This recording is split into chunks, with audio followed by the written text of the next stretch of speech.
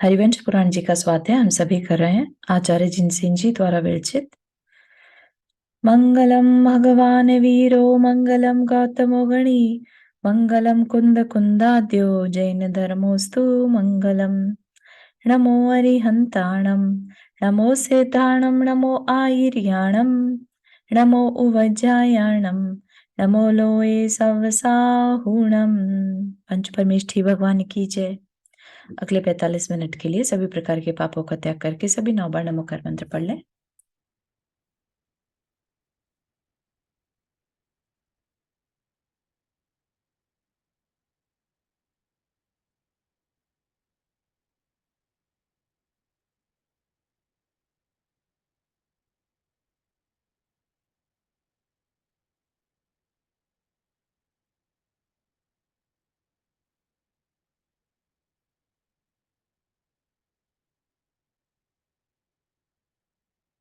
हम्म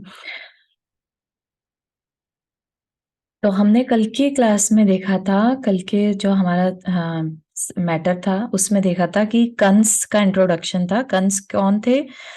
वसुदेव के शिष्य थे। वसुदेव का मिलन हो गया था अपने भाइयों के साथ, और जरासंध एक राजा था जो कि प्रतिनारायण था, तो वो 3 खंड का राजा था। ठीक, तो उसने सब जगह ये अनाउंस किया था कि जो सिहरत को कंट्रोल करेगा, सिहरत राजा जो है वो नहीं सुनता उसकी, तो उसको जो कंट्रोल करेगा उसको एक तो जरासंध जो है उसको एक राज्य देगा और साथ ही अपनी बेटी जीवदेशा का विवाह उसके साथ करेगा, है ना। तो वसुदेव ने कंस को आगे कर दिया। तो कंस को वो आगे कर दिया, तो कंस ने कंट्रोल कर लिया सिंहरत राजा को, और जीवदेशा की शादी उस कंस के साथ हो जाती है। ठीक, अब कंस को क्योंकि गुरु दक्षिणा देनी थी और उसको कुछ समझ में नहीं आ रहा था, तो कंस ने अपनी बहन देवकी का विवाह वसुदेव के साथ करा दिया। ठीक, एक बार क्या हुआ, मुनि अति मुक्तक रिद्धिधारी मुनिराज थे, वो उस नगर में आए, मथुरा नगर में आए, तो जीवदशा जो थी वो उनके ऊपर हंसी उड़ाने लगी। वो कौन थे अति मुक्तक मुनि? वो देवकी के भाई थे। ठीक, देवकी के भाई हुए तो कंस के भी भाई हुए, तो उनके भाई थे।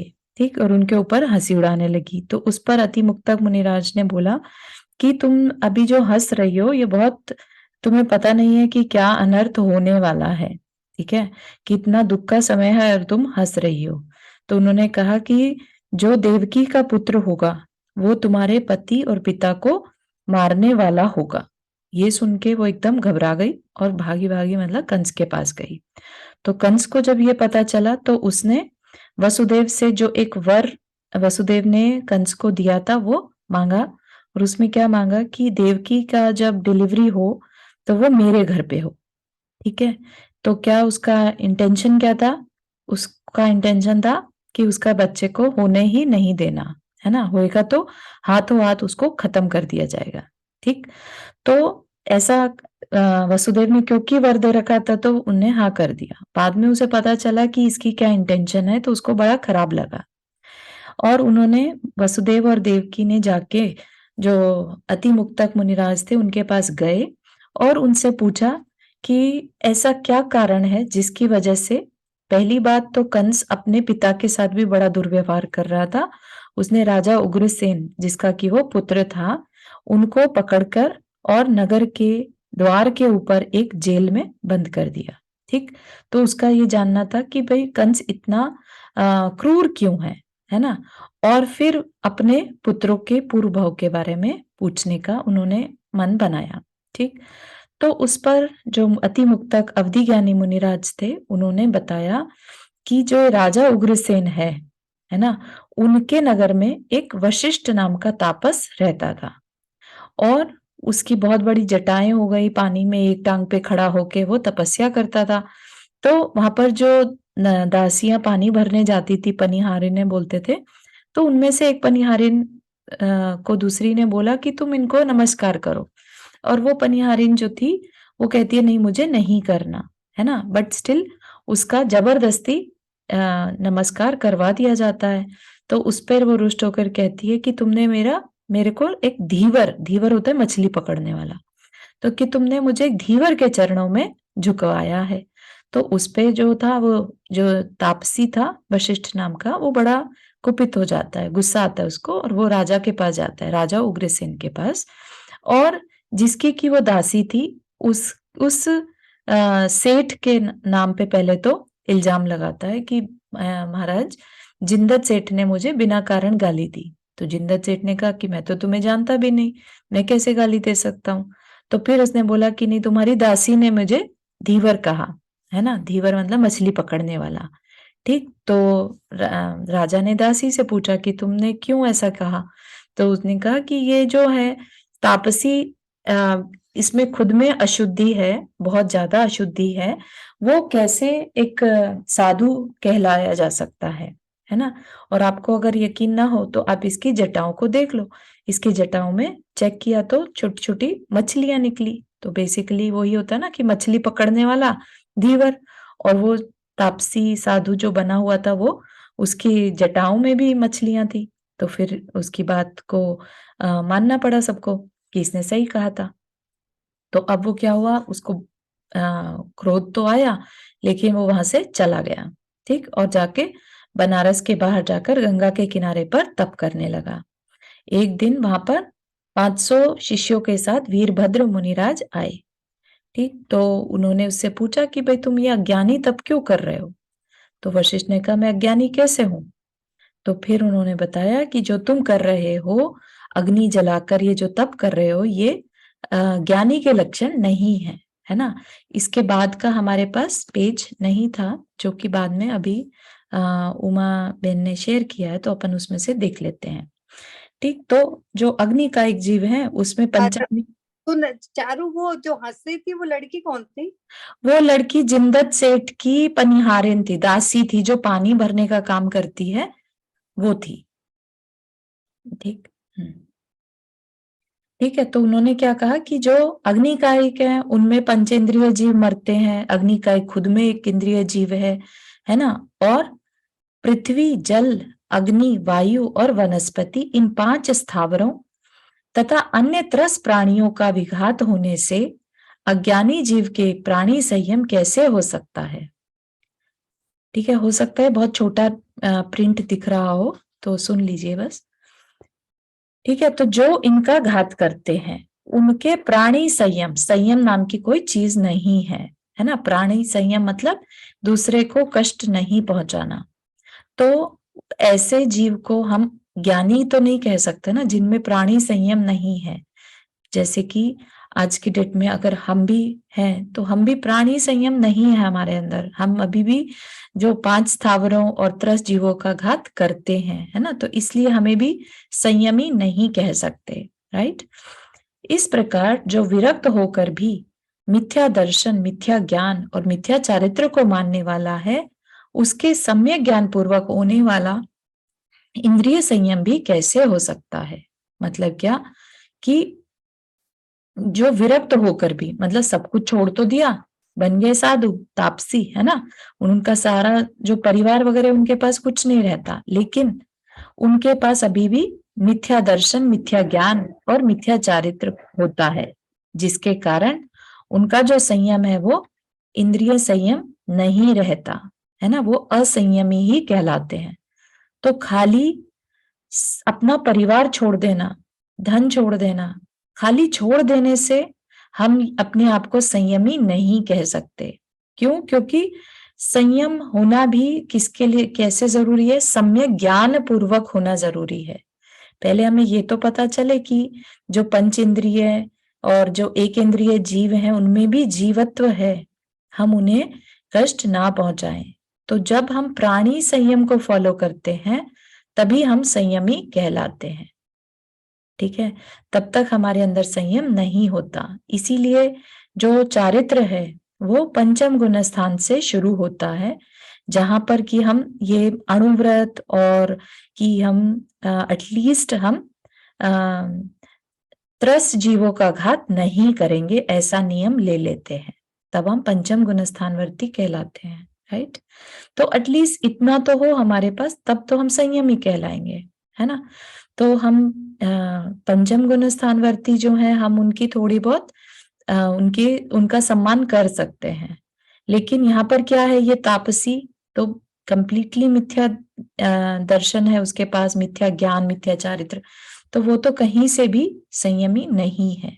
ठीक, तो क्या कह रहे हैं, जो केवल काय क्लेश तप को प्राप्त है, जो सिर्फ शरीर को कष्ट देता है, मान से भरा हुआ है और समीचीन संयम से रहित है। समीचीन मतलब सच्चे संयम से, जो सम्यक ज्ञान पूर्वक संयम है उससे रहित है, उसकी तपस्या मुक्ति के लिए कैसे हो सकती है ना।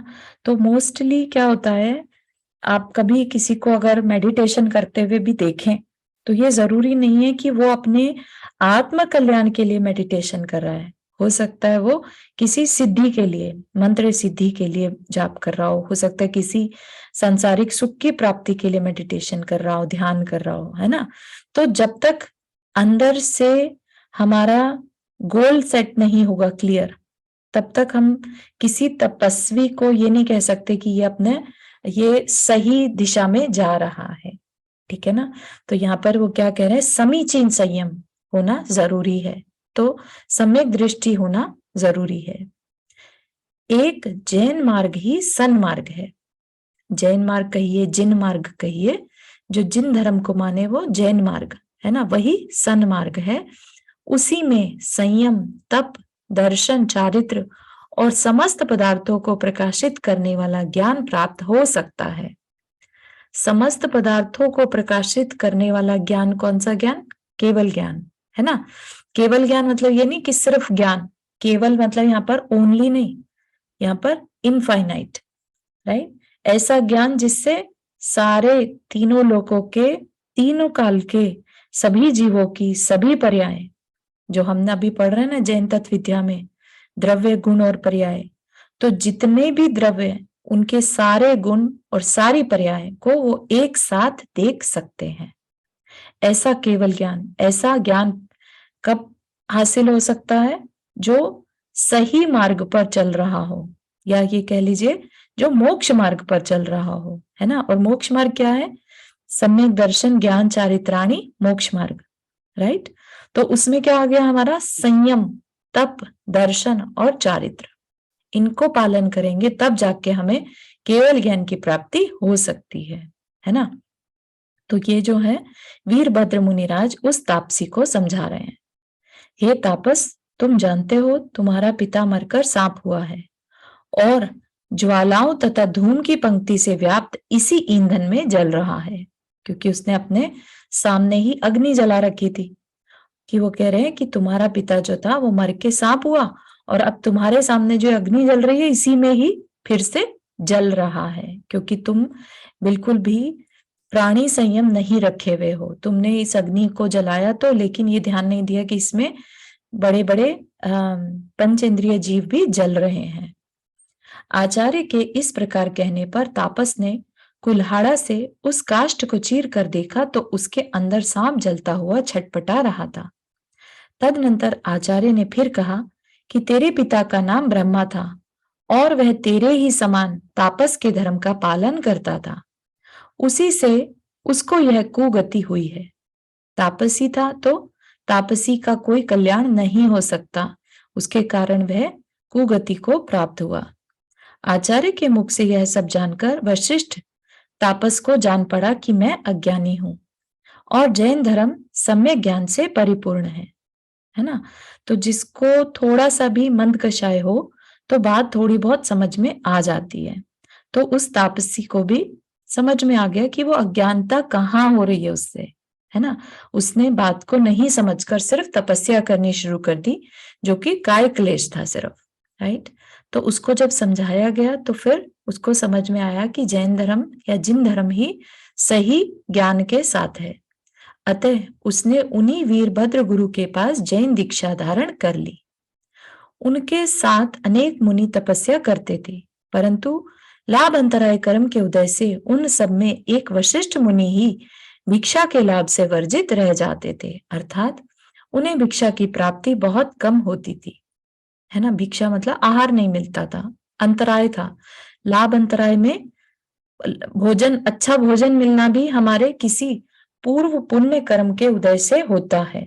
भोजन मिलना और भोजन को ग्रहण करना, नहीं तो क्या होगा, सामने थाली रखी है लेकिन अंतराय आ जाए तो वो थाली ऐसी की ऐसी रखी रह जाएगी। कोई ऐसी न्यूज आ गई जब हमारे को अचानक से जाना पड़ा थाली को छोड़कर, है ना? तो ये क्या होगा, अंतराय कर्म। तो हमें भोजन, हमारे मनपसंद भोजन मिल रहा है, ये हमारे किसी पूर्व पुण्य के कारण है। तदनंतर वीरभद्र गुरु ने सेवा के निमित्त और आगम का विशिष्ट ज्ञान प्राप्त करने के लिए वशिष्ठ मुनि को यत्न पूर्वक शिवगुप्त यति को सौंप दिया। तो क्या किया, उन्हें जब दिखाई दिया कि अभी इसको और पुण्य की आवश्यकता है, तो वीरभद्र आचार्य जो थे उन्होंने उनको एक दूसरे शिवगुप्त मुनिराज के पास भेज दिया। 6 महीने तक तप करने के बाद शिवगुप्त यति ने वशिष्ठ मुनि को वीरदत्त नामक मुनिराज के लिए सौंप दिया।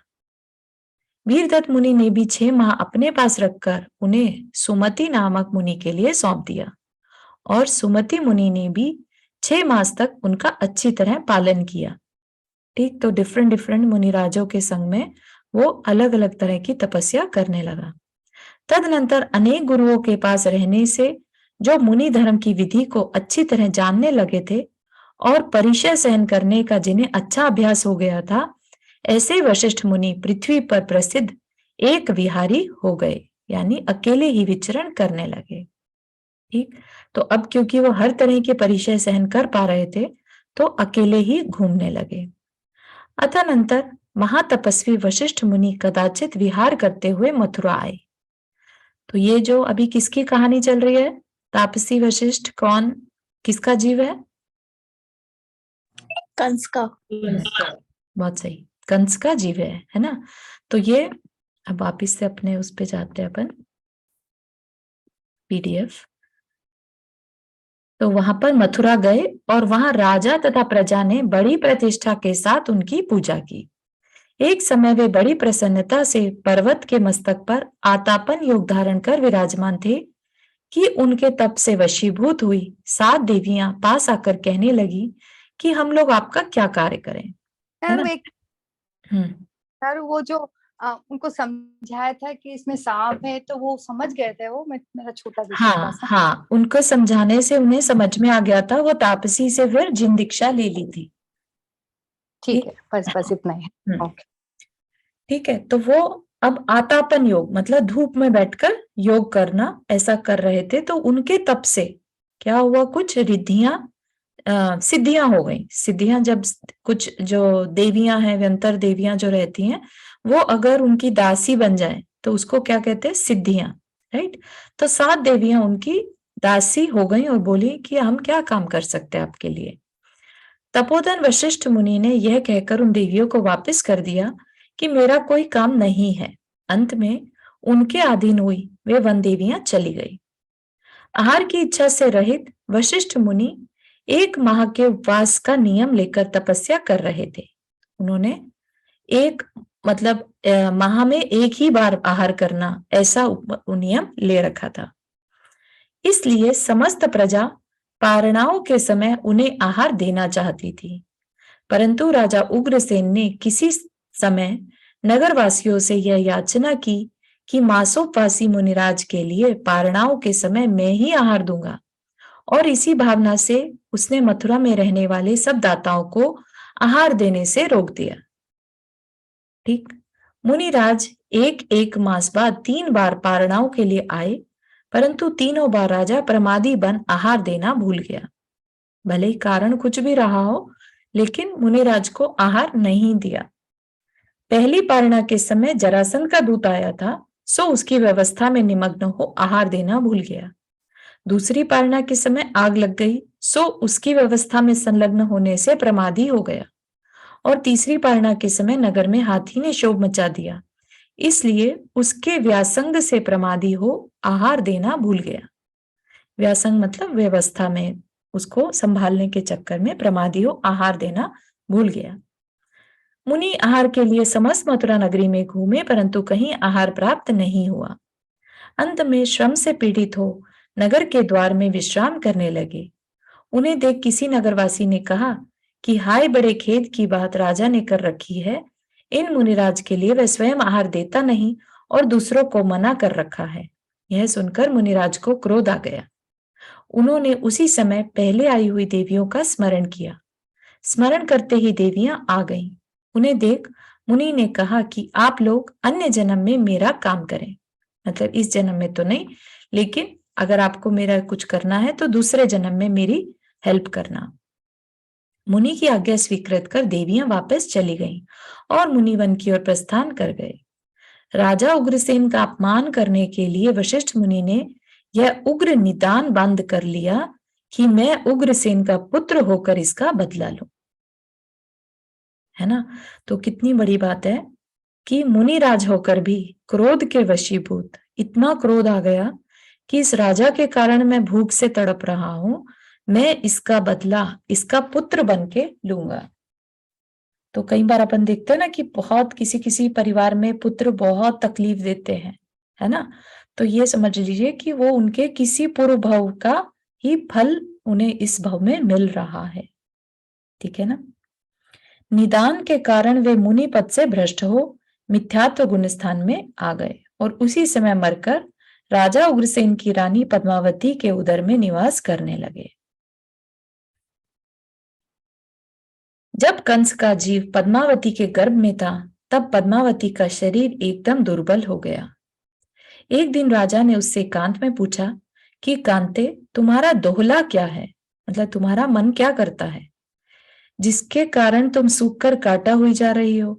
पद्मावती ने कहा, हे नाथ, गर्भ के दोष से मुझे जो दोहला हुआ है वह न तो कहने योग्य है और न विचार करने योग्य है। रानी के इस प्रकार कहने पर राजा ने कहा कि वह दोहला तुम्हें अवश्य कहना चाहिए। राजा का हठ देख उसने दुख से गदगद वाणी द्वारा कहा कि हे नाथ, मेरी इच्छा है कि मैं आपका पेट फाड़कर आपका रुधिर पीऊं। मतलब कि किस तरह का जीव गर्भ में आया उसके कारण भी माता के परिणामों पर असर पड़ता है ना? तो किस तरह के परिणाम रानी के होने लगे। तदनंतर मंत्रियों के उपाय से उसका दोहला पूर्ण किया गया। मतलब कि किसी तरह से उन्होंने उसको जो भी कुछ करके पिलाया हो, जरूर नहीं राजा का ही खून पिलाया हो, बट कुछ करके उसका अंदर की इच्छा को पूर्ण किया। 9 माह बाद रानी पद्मावती ने ऐसा पुत्र उत्पन्न किया जिसका मुख भौं से अधिक कुटिल था। चूंकि वह बालक गर्भ से ही अत्यंत रौद्र था, इसलिए रानी पद्मावती ने भय से उसे कांस की मंजुषा में बंधकर एकांत में यमुना के प्रवाह में छुड़वा दिया। कांस की मंजुषा मतलब जो बास्केट या वो कह लीजिए एक संदूक, है ना, सूटकेस टाइप का, उसमें छुड़वा दिया। वह मंजुषा बहती बहती कौशाम्बी नगरी पहुंची। वहां एक कलारिन ने उसे पाकर पुत्र का कंस नाम रखा और उसका पालन पोषण किया। हे राजन, इसके आगे का सब समाचार तुम्हें विदित ही है। निदान के दोष से दूषित होकर इसने पिता का निग्रह किया है, क्योंकि इसने निदान किया था, और जिस चीज का निदान किया जाता है वो काम होता ही होता है। ठीक, तो क्योंकि इसने मरने से पहले मुनि अवस्था में निदान किया था कि मैं इसका पुत्र बनके इसको तड़पाऊं, है ना, इसको खत्म करूं, तो इसने पिता का निग्रह किया है। का मतलब पिता को बंद कारागार में बंद किया। आगे चलकर तुम्हारा पुत्र उसे मारेगा, कंस को मारेगा, और उसके पिता राजा उग्रसेन को भी बंधन से छुड़ाएगा। हे राजन, कंस ने अपने पिता को बंधन में क्यों डाला, इसका कारण बतलाने वाले कंस का वृतांत कहा। अब तेरे पुत्रों का वृतांत कहता हूं, सो मन को स्थिर कर सुन। मतलब कि जो देवकी के पुत्र होंगे उनकी कहानी बता रहे हैं। देवकी का 7वां पुत्र शंख चक्र गदा तथा खड्ग को धारण करने वाला होगा, और वह कंस आदि शत्रुओं को मारकर समस्त पृथ्वी का पालन करेगा, है ना। वो है समस्त पृथ्वी का पालन करने वाला नारायण होगा। शेष 6 पुत्र चरम शरीरी होंगे। देवकी के 7 पुत्र होंगे, जिसमें से कि एक तो नारायण होगा और बाकी के 6 चरम शरीरी, मतलब कि उसी भव से मोक्ष जाने वाले होंगे। उनकी अपमृत्यु नहीं हो सकेगी। तो कोई अगर जैसे कंस जैसे मारना भी चाहे तो नहीं मार सकता। अतः चिंता रूपी व्याधि का त्याग करो। मैं रामभद्र यानी बलदेव सहित उन सबके पूर्व भव तुम्हें कहता हूं, सो अपनी स्त्री के साथ श्रवण करो। है ना, बलदेव किसके पुत्र बने थे? रोहिणी के, है ना। अवश्य ही उन सबके पूर्व भव तेरे चित्त को प्रीति करने वाले होंगे। जब राजा शूरसेन मथुरापुरी की रक्षा करते थे, तब यहाँ 12 करोड़ मुद्राओं का अधिपति भानु नाम का सेठ रहता था। उसकी स्त्री का नाम यमुना था। उन दोनों के सुभानु, भानुकीर्ति, भानुसेन, शूर, सूरदेव, शूरदत्त और शूरसेन ये 7 पुत्र हुए। ये सातों भाई अत्यंत सुंदर और स्वभाव से ही एक दूसरे के अनुगामी थे।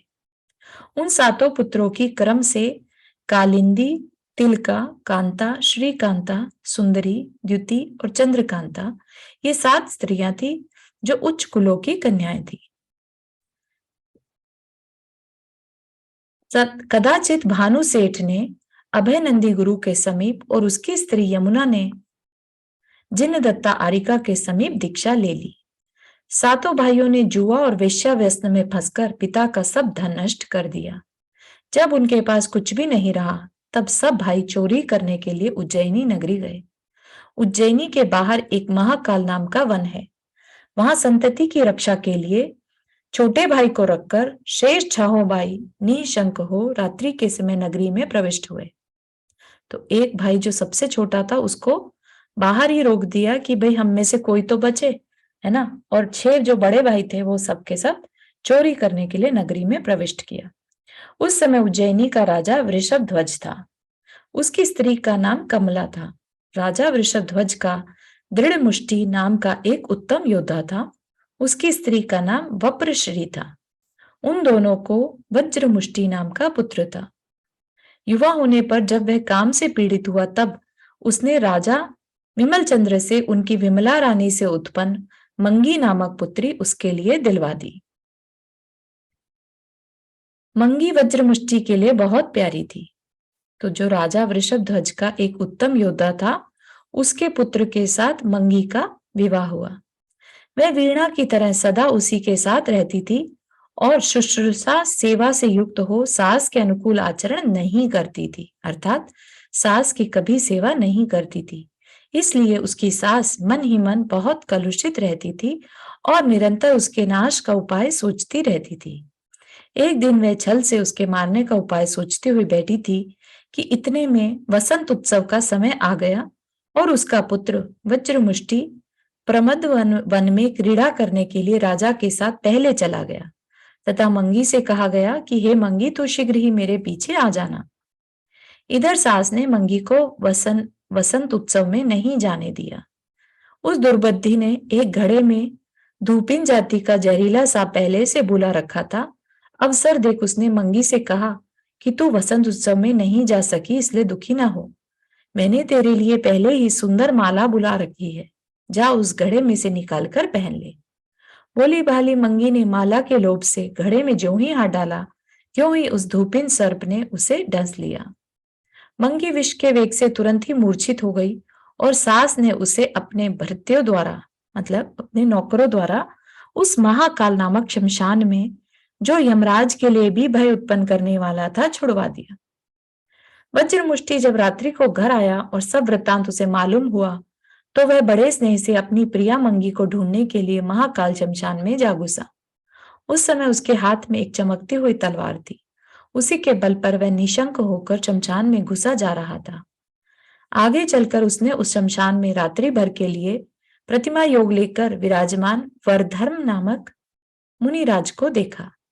उसने 3 प्रदक्षिणा देकर मुनिराज को नमस्कार किया और कहा कि हे मुनिराज, यदि मैं मंगी को प्राप्त कर सका तो 1000 कमलों से आपके चरणों की पूजा करूंगा। इस प्रकार कहकर वह जो ही आगे बढ़ा, त्यों ही उसे उसकी स्त्री मंगी मिल गई। वह उसे मुनिराज के पास ले आया और उनके चरणों के स्पर्श से उसने उसे विष रहित कर लिया। तदनंतर जब तक मैं ना आ जाऊं, तब तक तुम मुनिराज के चरणों के समीप बैठना। इस प्रकार मंगी से कहकर वज्र मुष्टि कमल लाने की इच्छा से सुदर्शन नामक सरोवर की ओर चला गया। हाँ, सपना हाथ रेस किया। तो अभी जैसे वो मुनि महाराज ने अभी निदान बांधा था, राइट? उसका पुत्र होने के लिए। तो ये ऐसे पंचम काल में भी है या सिर्फ जो मुनि महाराज होते हैं वो बांधते क्योंकि उनको थोड़ा पुण्य होता है तो उनका निदान जल्दी पूरा हो जाता है, या फिर सिर्फ ये पंचम काल में हमारे जैसे श्रावण और जैसे लोगों के लिए भी संभव है, ऐसा कुछ होता है क्या? सबके लिए संभव है, क्योंकि निदान क्या है, बेसिकली पूजा या धर्म का फल जो पुण्य कमाते हैं उसके बल पर, कि मैंने अगर धर्म किया तो मेरे धर्म से मुझे ये फल मिले, फल की इच्छा कर लेना, है ना। तो धर्म पुण्य तो बहुत सारा कमाया था, लेकिन जितना मांगा फिर वो उतना ही मिलता है। तो ये निदान है बेसिकली। और निदान में मोस्टली मतलब क्या होता है, संसारिक सुख या किसी से बदला लेना, मतलब संसार की ही इच्छाएं रखी जाती हैं। अब किसी से बदला लेना है तो फिर वापस से संसार में जन्म तो लेना ही पड़ेगा, है ना। या किसी ने निदान बांध लिया मुझे नारायण बनना है, तो जन्म लेना होगा और फिर राजा बनना होगा, वो सब काम करने होंगे, है ना। तो इस तरीके से, और आज के टाइम में भी अगर कोई बहुत अच्छी तपस्या करता है लेकिन उसको अंदर में किसी समय पर लोभ जागृत हो जाए या मान की वजह से, वो ये क्रोध की वजह से उसके अंदर ये भाव आ जाए कि मैंने इतनी अच्छी जो तपस्या अभी करी है या तप किया है उसका मुझे ये फल चाहिए, तो वो भी निदान कहलाता है। तो फिर तो मतलब अगर ऐसा निदान बांधे तो जो पुण्य करा होता है वो पूरा खत्म हो जाता होगा, राइट? हाँ, खत्म क्या मतलब, वो बड़ा कुछ रिजल्ट मिल सकता था, बिन मांगे मोती मिले, मांगे मिले न भीख, है ना। वैसी चीज है कि बिना मांगे धर्म कर रहे हैं, पुण्य मिल रहा है, तो कुछ भी हासिल हो सकता था।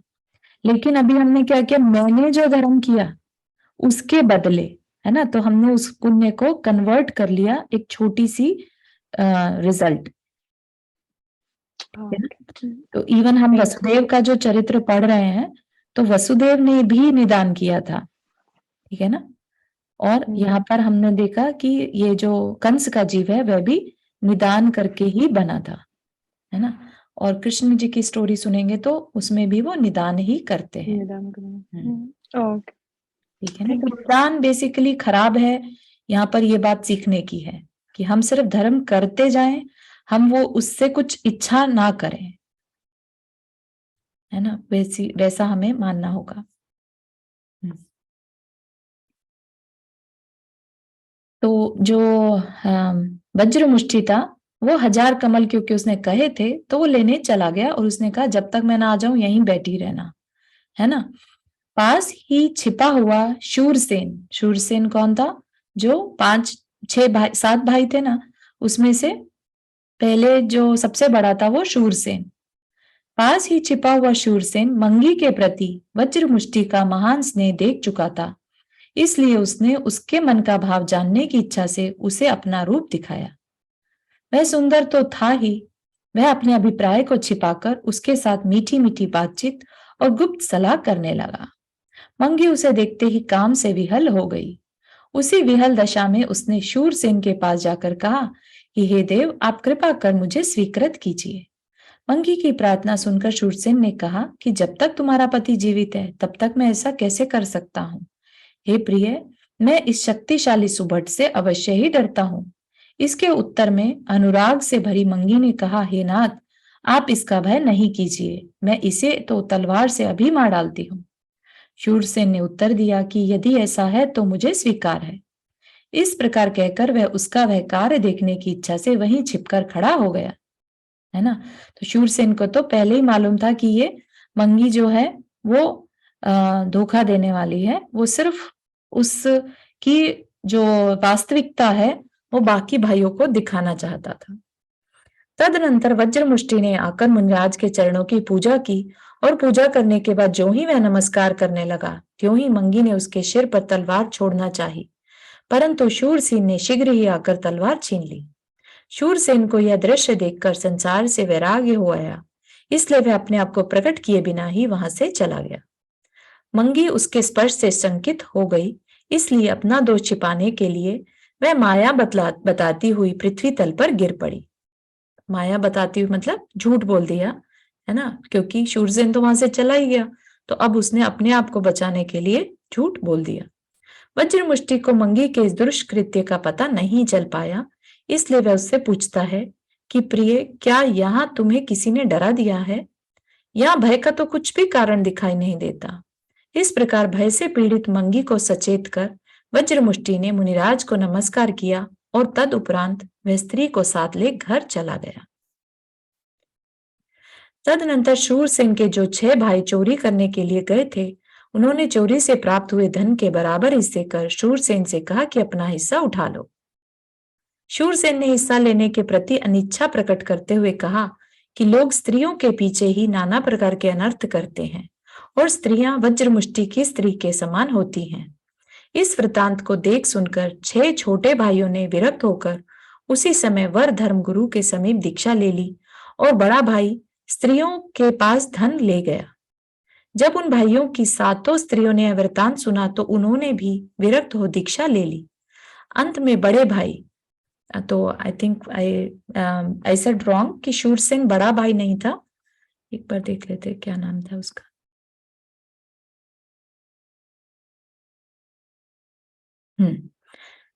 सबसे बड़ा सुभानु था और शूरसेन सबसे छोटा था, जिसे कि उन्होंने अलग से बैठा दिया था, है ना। तो बैठाने से वो देख रहा था मंगी के बिहेवियर को, ठीक है। तो पहले 7 ने, जो बड़े भाई थे, उन्होंने तो दीक्षा ले ली और शूरसेन ने बाद में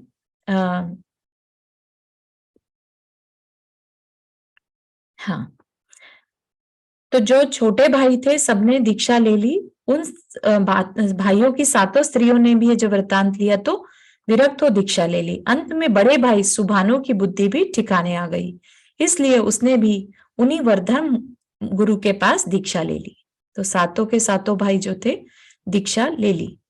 अतनंतर यहाँ तक के समझ में आया? किसी को कोई क्वेश्चन तो नहीं है, कंफ्यूजन कोई? भानु नाम के एक सेठ के वो 7 पुत्र थे, है ना, लेकिन गलत संगति या गलत विषयों में पढ़ने से जुआ वेश्यागमन करने लगे, है ना।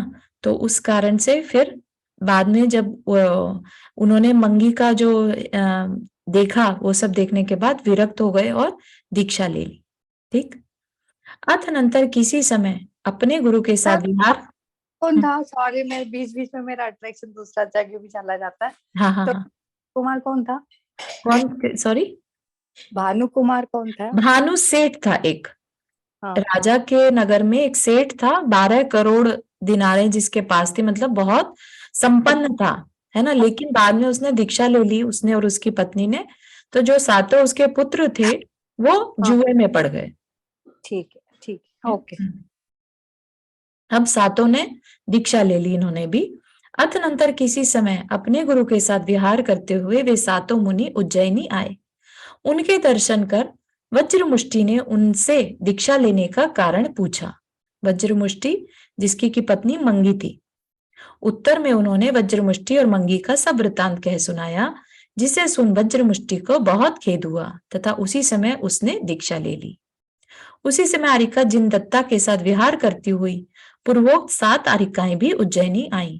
इन 7 भाइयों की 7 पत्नियां जो थी वे भी आरिकाएं बन गई थी, तो वो भी उसी नगरी में आई।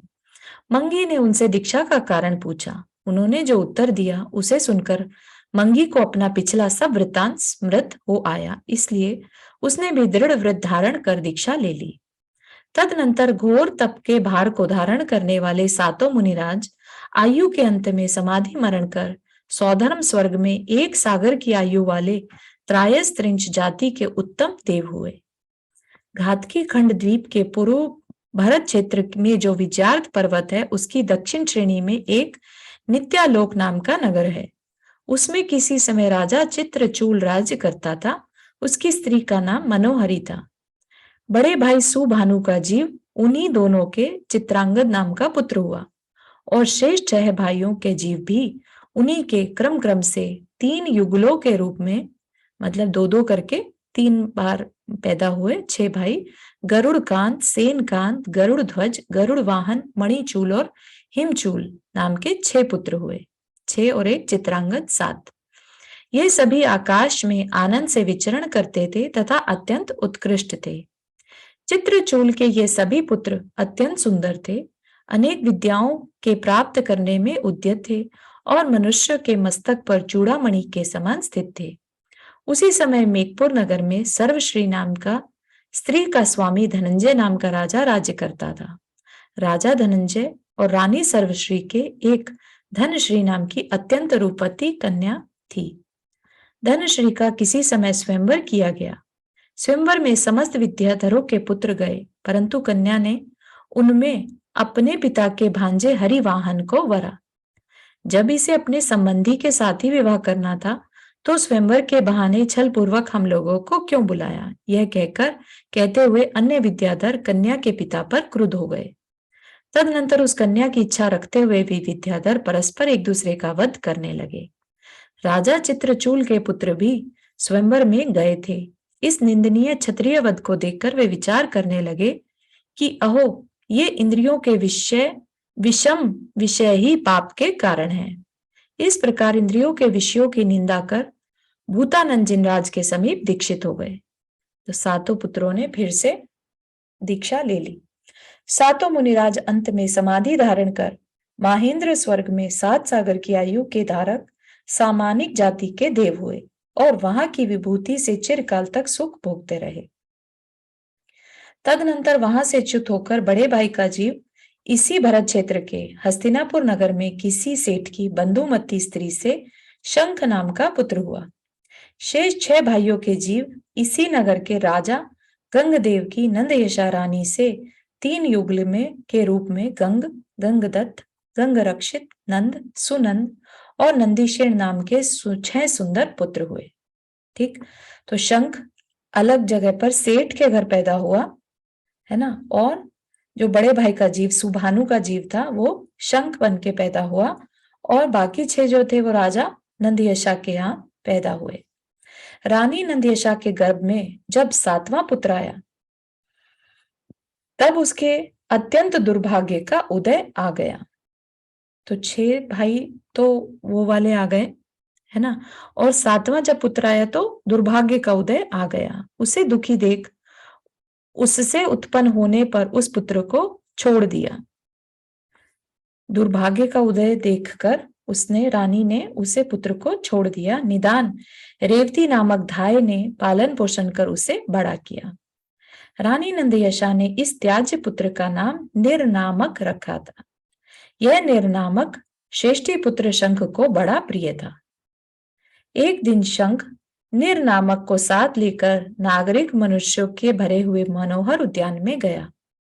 वहां राजा गंगदेव के 4 पुत्र एक साथ भोजन कर रहे थे। उन्हें देख शंख ने कहा कि यह निर्नामक भी तो तुम्हारा छोटा भाई है, इसे भोजन करने के लिए क्यों नहीं बुलाते?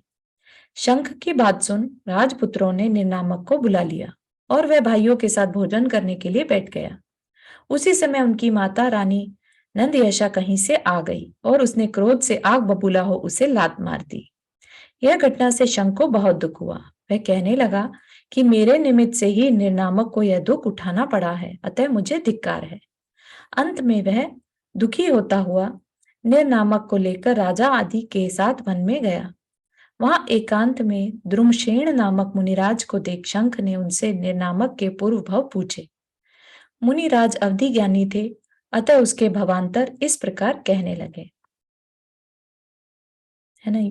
इसको आई थिंक यहीं तक रखते हैं क्योंकि एक और स्टोरी ऐड हो रही है तो काफी ज्यादा ना हो जाए, है ना, तो यहीं तक रखते हैं। तो अभी जो समझ में आया वो ये कि 7 पुत्र जो थे, है ना, सेठ के, भानु सेठ के 7 पुत्र जो थे 2 बार मुनि बने। अब उनमें से एक जो सबसे बड़ा था वो तो शंख बन गया, सेठ के घर पैदा हुआ, और बाकी के 6 जो थे वो एक राजा के घर, है ना। तो 6 के साथ वहीं एक 7वां पुत्र भी गर्भ में आया रानी के, जिसको कारण कि रानी को उससे बड़ी चिढ़ थी, है ना। वो पैदा भी हो गया तो उसने उसको पालन पोषण नहीं किया, उसको दूर कर दिया, है ना। तो अब शंख का और निर्नामक का आपस में काफी प्रेम है।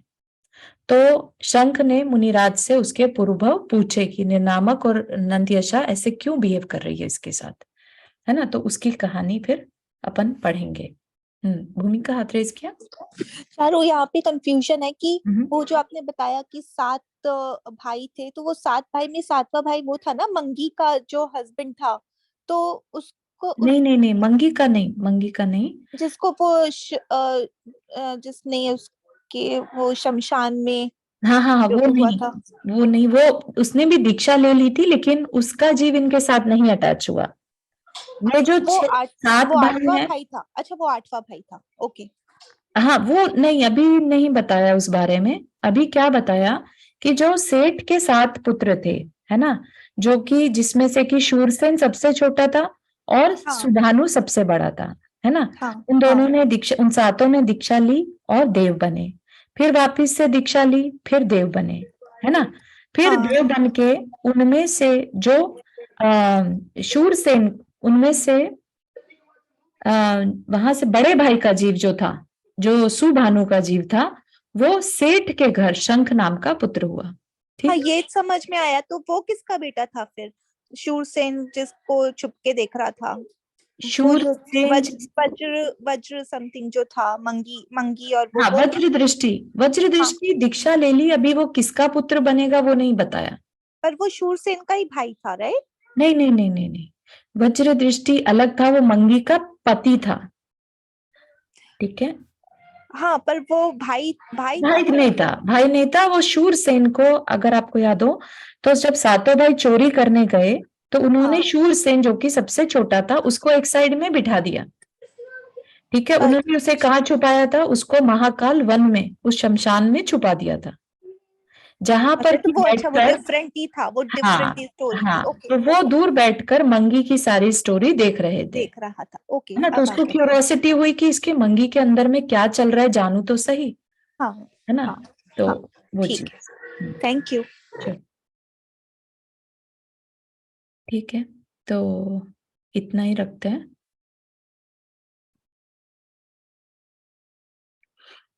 जिनवानी स्तुति। जावाणी के ज्ञान से सूझे लोकालोक, सो वाणी मस्तक धरो सदा देत हु धोख। हे जिनवाणी भारती तो ही जपो दिन रैन, जो तेरा शरणा गए सो पावे सुख चैन। 9 बार नमो करना।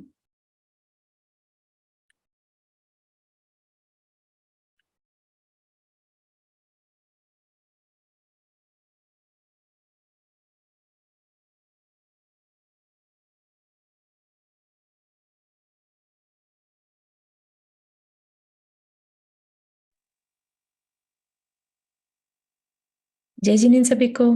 जय जिनेन्द्र, सभी को। जय जिनेन्द्र।